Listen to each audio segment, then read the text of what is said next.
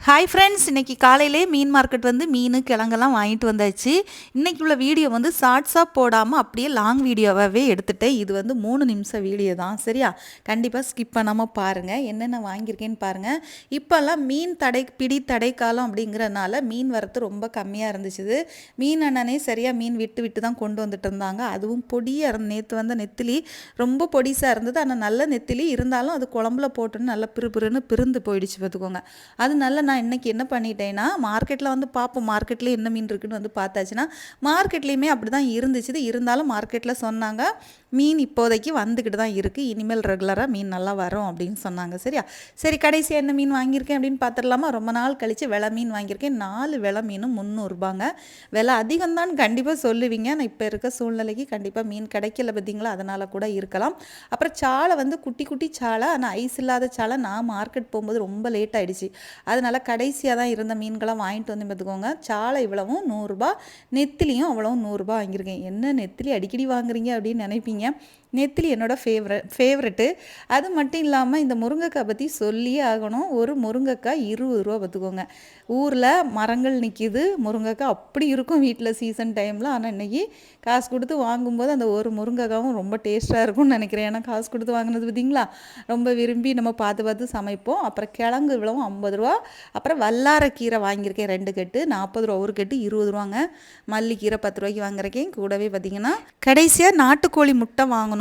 ஒரு பாட்டியமாக வச்சுருந்தாங்க. ஒரு முட்டை 12 ரூபா சொன்னாங்க. சரி, சின்ன குருவி முட்டை மாதிரி இருக்குது. அப்படி 24 முட்டை நான் வாங்கிட்டு வந்தேன். ஸ்கூல் ரீஓப்பன் ஆனதுலேருந்து உருளைக்கிழங்கு முட்டைக்கு வேலை அதிகம் வந்துக்கிட்டே இருக்கும். ஏன்னா அவசரத்துக்கு தேவைப்படுதா. இப்போ வேறு அவன் 11ஆம் கிளாஸ் போனதுனால காலையில் 7:45 அவன் ஸ்கூலில் இருக்கிற மாதிரி இருக்குது. சீக்கிரமாக எழுந்திரிச்சு இன்னும் நான் பழகலை. ஏன்னா 2 மாதம் லீவுக்கு அப்புறம் காலையில் ரொம்ப லேட்டாகவே 6 மணி தாண்டிடுது எழும்பும்போது. அவசரமாக சமைக்க வேண்டியதாக இருக்குது. அதனால் இந்த முட்டை எனக்கு அவசரத்துக்கு கை கொடுக்கும். அதனால தான் கொஞ்சம் சேர்த்தாலே வாங்கிட்டு வந்துட்டேன். ஆனால் கோழி முட்டை ரொம்ப நாள் வச்சாலும் கெட்டு போயிடும். அதனால் பகுதியை ஃப்ரிட்ஜில் தான் வைக்க போகிறேன். சரியாங்க? இப்போ கிளைமேட் ரொம்ப ஹாட்டாக இல்லை, இருந்தாலும் நான் ஃப்ரிட்ஜில் வச்சு தான் யூஸ் பண்ண போகிறேன். அப்புறம் தேவையான கருவேப்பிலை இதெல்லாம் வாங்கியிருக்கேன். மீன் விலை எப்படி இருக்குன்னு சொல்லுங்கள். உங்கள் ஊர்களெல்லாம் அந்த மாதிரி மீன் கிடைக்குமான்னு சொல்லுங்கள். சரியா? இனி எல்லா மீனையும் குழம்பு வைக்கிறீங்களான்னு கேட்டால் கண்டிப்பாக கிடையாதுங்க. ஃபஸ்ட்டு வந்து அந்த சாலை நெத்திலியை தான் எடுத்துக்குவேன். ஏன்னா சாலை நெத்திலியெல்லாம் உடனே சமைச்சா தான் நல்லாயிருக்கும். பெரிய மீனை கூட கொஞ்சம் ஃப்ரீசரில் போட்டு வச்சுக்கலாம். ஆனால் நான் இனி வெலை மீனை மட்டும் போட்டுட்டு இந்த மீனை மட்டும் தான் கழுவி குழம்பு பொரியல் ஏதாவது பண்ண போகிறேன்.